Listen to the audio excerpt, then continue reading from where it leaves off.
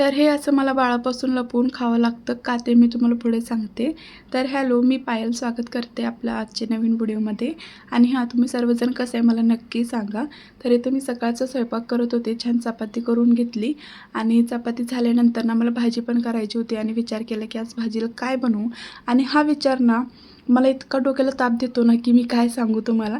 आणि प्रत्येक स्त्रीला असा हा रोजचा ताप असतोच, भाजीला काय बनवायचा. सो आता ना मी बुकला स्वतःच्या हातानेच जेवण करायला लावते. तसं तर तो आधी पण जेवण करत होता, पण तो खूप नाटकं करायचा आणि शेवटी मला त्याला चारावं लागायचं. पण आता मी तसं नाही करत आणि मी त्याला बोलते की तू 1 तास लाव नाही तर 2 तास लाव, कारण तो खूप नाटकं करतो. म्हणजे टीव्ही बघत बसतो आणि 1 ते 1.5 तास लावतो हे सगळं संपवायला. आणि आता असं होते की भाजीला किती जरी असलं ना तरी पण ती भाजी खाऊ वाटत नाही. असं तुमच्यासोबत पण होतं का? आणि मी कलिंगड ह्या सीझनचं फर्स्ट कलिंगड खाल्लं होतं, खूप जास्त गोड होतं आणि कुरकुरे खायची मला खूप क्रेविंग होत होती. सो मग ह्यांनी माझ्यासाठी आणलं होतं. बुगूसाठी असलं काही आणत नाहीत आणि बुगूपासून मी लपवून खात होती, तरी पण त्याला कळालं आणि तो मागत होता. शेवटी आईचं काळीच आहे, त्याने मागितल्यावर मी नाही कसं म्हणून मग थोडंसं दिलं.